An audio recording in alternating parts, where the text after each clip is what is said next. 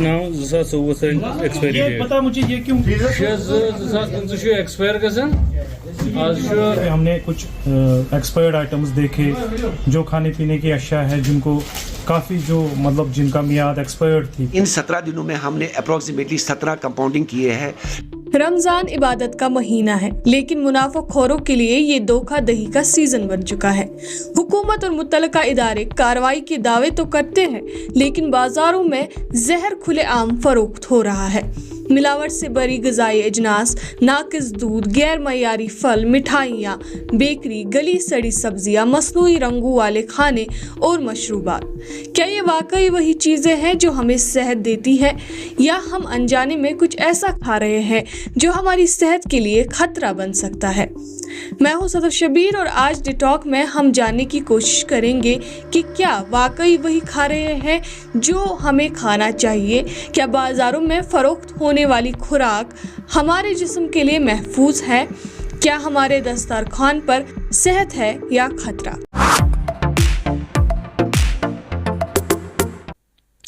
आइए पहले गरमाई दारुल हुकूमत श्रीनगर में food safety and standards act के तहत कानूनी कार्रवाइयों और कारकर्दगी पर एक नज़र डालते हैं। ये रिपोर्ट मार्च 2024 से जनवरी 2025 तक के अरसे का अहाता करती है। फूड सेफ्टी अथॉरिटी श्रीनगर की जानिब से फराहम करदा एदाद-ओ-शुमार के मुताबिक food safety and standards act की खिलाफ वर्जी पर 20 सर्वेलेंस नमूने हासिल किए गए। मुख्तलिफ अदालतों में 17 क्रिमिनल केसेस फाइल किए गए। एडीसी श्रीनगर के सामने 26 केसेस दायर किए गए, जिनका ताल्लुक गैर मयारी या गलत लेबल शुदा खुराक से था।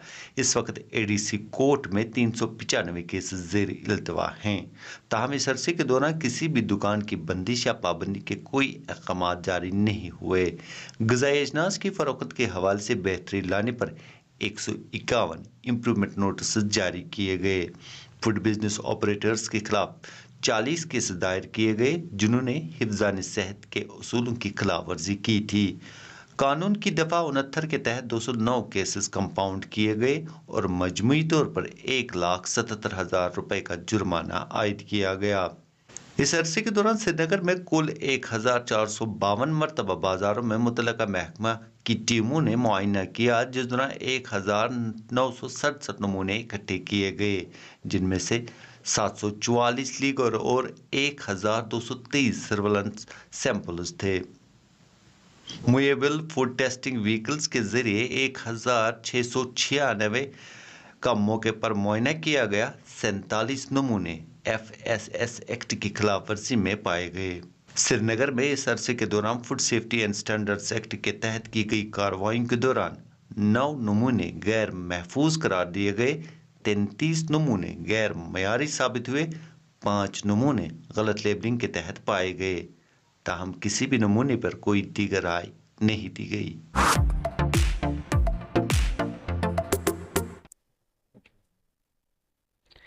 ये आदाद शुमार अपनी जगह, आप सहरी या इफ्तियारी के वक्त जो खा रहे हैं, क्या इस पर कभी गौर किया है?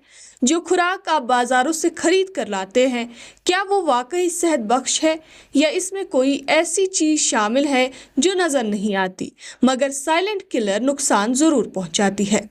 रमज़ान में बाज़ारों में रश बढ़ जाता है, तलब में इजाफा होता है और इसी वक्त धोखाधड़ी भी अपने उरूज पर पहुंच जाती है।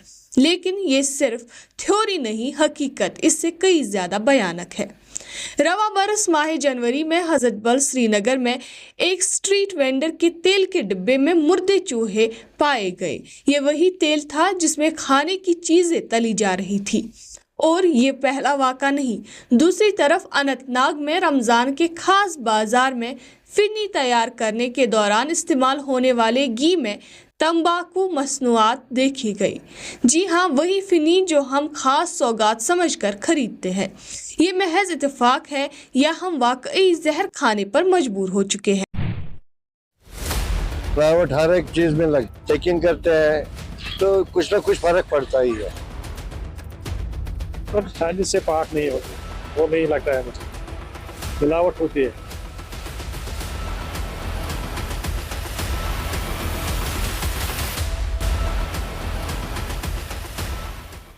फूड अथॉरिटी दावा करती है कि वो नाकिस खुराक बेचने वालों के खिलाफ सख्त कार्रवाइयां कर रही है। लेकिन क्या ये हकीकत है? आइए अवाम से पूछते हैं क्या वो मुतमईन है। जी, अपना नाम बताएं। मोहम्मद अमीन सोफी। मोहम्मद अमीन साहब, आपसे सबसे पहले हम जानना चाहेंगे कि जो आप बाजारों में खरीदारी कर रहे हैं, क्या आपको यकीन है कि ये खालिस और मिलावट से पाक है? नहीं लगता, मिलावट हर एक चीज में लगता है। जो भी चीज इंसान खाता है उसे बीमार पड़ जाता है, ये हमें ऐसा ही लगता है। मिलावट के बगैर कोई चीज नहीं है। आपसे और एक सवाल हम जानना चाहेंगे कि जो फूड अथॉरिटी आए रोज छापामार कार्रवाइयां अंजाम दे रही है, आपको लग रहा है कि उससे बाजारों में फर्क पड़ रहा है? उससे तो जब कोई आता है छापामार पार्टी दुकानों में चेकिंग करते हैं तो कुछ ना कुछ फर्क पड़ता ही है। फर्क पड़ता है। फर्क पड़ता है उससे। ये बताए, हुकूमत अवाम की सेहत के लिए क्या वाकई संजीदा है? अभी कहाँ, अभी नहीं, ऐसा नहीं लगता अभी। अभी संजीदा नहीं है। साहब, आपसे बात करना चाहेंगे। सबसे पहले आपका नाम जानना चाहते हैं। बशीर अहमद। बशीर साहब, आपसे कुछ सवाल हम पूछना चाहेंगे। जो आप खरीदारी बाजारों में कर रहे हैं, क्या आपको लग रहा है ये खालिस और मिलावट से पाक है? मिलावट और खालिस से पाक नहीं होते, वो नहीं लगता है मुझे। मिलावट होती है। मिलावट होती है। तो और एक सवाल हम आपसे जानना चाहेंगे, जो फूड अथॉरिटी आए रोज छापामार कार्रवाइयां अंजाम दे रही है मार्केटों में, उससे कितना फर्क पड़ रहा है? उससे तो थोड़ा थोड़ा फर्क पड़ता है, थोड़ा थोड़ा फर्क पड़ता है, ज्यादा नहीं पड़ता, थोड़ा थोड़ा पड़ता है। वो निकलने के बाद वही होता है जो होता था। हाँ, जब वो सामने होते हैं, जब वो आते हैं तभी फर्क पड़ जाते हैं, उसके बाद कोई फर्क नहीं पड़ता। तो आखिरी सवाल हम आपसे पूछना चाहेंगे, क्या आपको लगता है हुकूमत वाकई अवाम की सेहत के लिए संजीदा है? हुकूमत तो संजीदा होते हैं, ये तो ज्यादातर मुलाजिमों पर डिपेंड होता है। जो मुलाजिम होते हैं उन्हीं पर डिपेंड होता है। हुकूमत तो ऊपर होती है, वो तो ऊपर से देखती है, नीचे तो मुलाजिम नहीं देखते। ये मुलाजिम को जानना चाहिए कि हमें कैसे काम करना है, हमें क्या करना चाहिए। ये ज्यादा मुलाजिम पर डिपेंड है, जो लोग नीचे काम कर रहे हैं।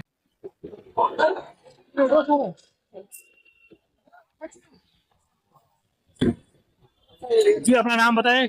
मोहम्मद अब्बास खान। मोहम्मद अब्बास साहब, आपसे हम जानना चाहेंगे, जो आप बाजारों में खरीदारी कर रहे हैं, क्या आपको लग रहा है कि ये खालिस और मिलावट से पाक है? नहीं, कहाँ है बात, नहीं है। अच्छा, मिलावट है, सब की सब मिलावट, हर एक चीज में मिलावट हर है। एक चीज में मिलावट है। तो आपसे जानना चाहेंगे कि जो फूड अथॉरिटी आए रोज छापामार कार्रवाइयां अंजाम दे रही है, मार्केट चेकिंग का अमल में लाई जाती है, उससे कितना फर्क पड़ा है आज तक? बहुत बहुत फर्क पड़ता है, बहुत फर्क, रोज रोज बहुत फर्क पड़ता है। फर्क पड़ता है। हाँ, पड़ता है। तो आखिरी सवाल हम आपसे पूछना चाहेंगे कि आपको लगता है कि हुकूमत वाकई अवाम की सेहत के लिए संजीदा है? हाँ है, बिल्कुल संजीदा है। हाँ, बहुत बहुत संजीदा है।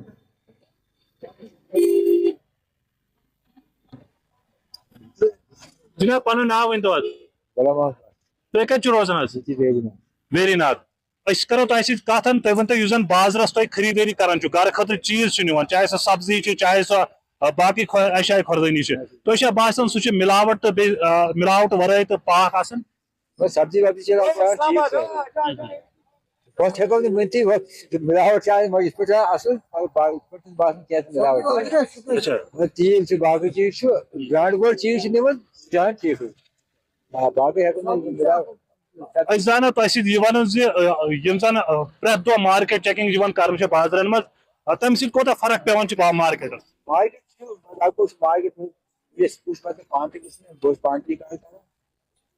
जीवन चेकिंग करते मैं बहन तम को रेट तम को बाद नरमी हालात।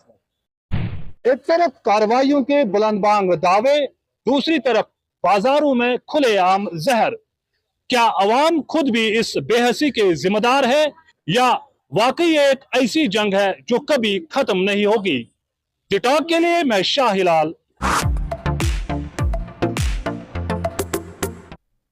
ये मनाजिर आप रोजाना देखते हैं, फूड अथॉरिटी के छापे, जुर्माने, दुकानदारों की सरजनिश, मगर ये महज दिखावा है या वाकई आवाम की सेहत के लिए संजीदा कोशिश? एक दिन छापे, अगले दिन वही कारोबार, वही मिलावट। क्या ये वाकई इस्लाह की कोशिश है या महज डैमेज कंट्रोल? आवाम का सवाल यही है, अगर फूड अथॉरिटी इतनी मुतहरिक है तो फिर नाकिस खुराक अब भी बाजारों में क्यों बिक रही है?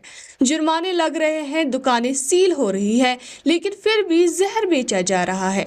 आखिर कसूरवार कौन है? कवानीन कमजोर, अमल दरामद नाकिस या खुद आवाम बेबस?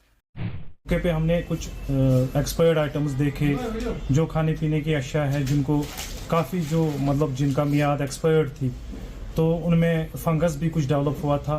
तो मौके पे ही ज़ब्त करके इनको तहत ज़ाब्ता इन पे जुर्माना किया जा रहा है और ये ड्राइव आगे भी इंशाल्लाह जारी रहेगी। में हम पब्लिक से भी अपील करते हैं कि वो अवेयर रहे, खुद भी बगौर इसका जायज़ा ले खाने पीने की अशिया का। अगर कुछ पाया जाता है तो हमें इतला करें। सवाल अब भी वही है, अगर छापे पड़ रहे हैं, जुर्माने लग रहे हैं, तो नाकिस खुराक बाजार में क्यों बिक रही है? क्या कवानीन कमज़ोर है? क्या अमल दरामद नाकिस है? या कहीं हम खुद भी इस घिनौने कारोबार का हिस्सा बन चुके हैं? और अब ईद करीब है, जैसे जैसे बाज़ारों में चहल पहल बढ़ रही है, ये मसला मज़ीद संगीन हो रहा है। क्या ईद के दिन भी हम वही जहर अपने मेहमानों को पेश करेंगे? क्या हमारे दस्तरखान पर खुशी होगी या बीमारी? जो लोग इस बिजनेस में काम करते हैं उसको देखना है कि मैं क्या काम करता हूँ। सेल्फ कंप्लायंस उसको जरूरी करनी है।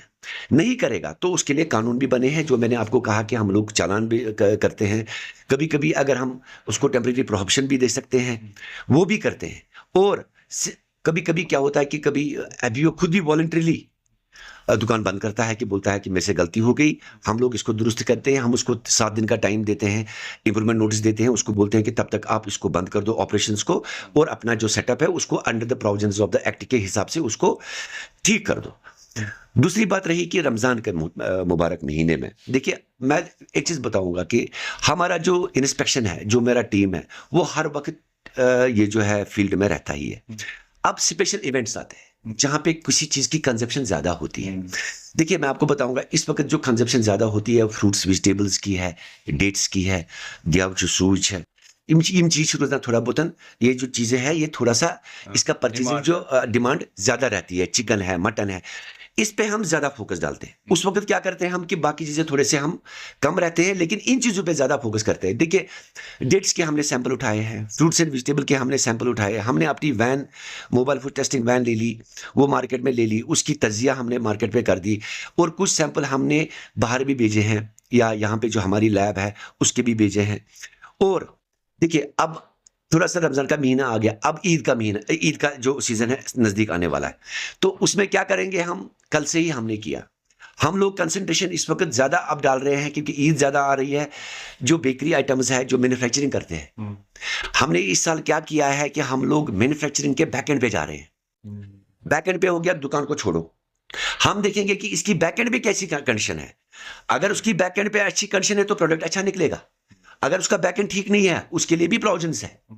उसकी बहुत सारी हमारी जो इंस्ट्रक्शंस है, बहुत सख्त स्ट्रिक्टनेस जो है इसकी, कि उसकी हाइजीन जो बैकएंड पे है वो हाईली हाई स्टैंडर्ड्स में हो और एज पर द प्रोविजंस हो। और जो ईद आने वाली इंशाल्लाह, उसमें हम ये कोशिश करते हैं कि जो बेकरी आइटम्स जो फरोख्त की जाएंगी उसकी क्वालिटी चेकिंग और क्वालिटी जो उसकी है वो स्टैंडर्ड में आ जाए। हमने कल ही एक इंडस्ट्रियल एस्टेट में गए जहाँ पे बहुत सारे बड़े जो मैन्युफैक्चरर्स है बैकएंड पे, वो मैन्युफैक्चर करते हैं। कल भी हम वहाँ पे सैंपल्स उठा के ले आए हैं। अप्रॉक्सीमेटली 17 सैंपल्स हमने उठाए हैं वहाँ से। हम लोगों ने फील्ड से 7 लीगल सैंपल भी उठाए। इन 17 दिनों में हमने अप्रॉक्सीमेटली 17 कंपाउंडिंग किए हैं, और अप्रॉक्सीमेटली 22,000 का हमने जो पेनल्टी है उन पे डाल दिए है। आखिर में जिम्मेदारी हुकूमत की भी है, दुकानदारों की भी है, और हमारी भी। क्या हम वाकई अपने खाने के मामले में संजीदा हैं, या फिर ये जहर यूं ही हमारे दस्तरखान पर सजता रहेगा? फैसला आपके हाथ में है।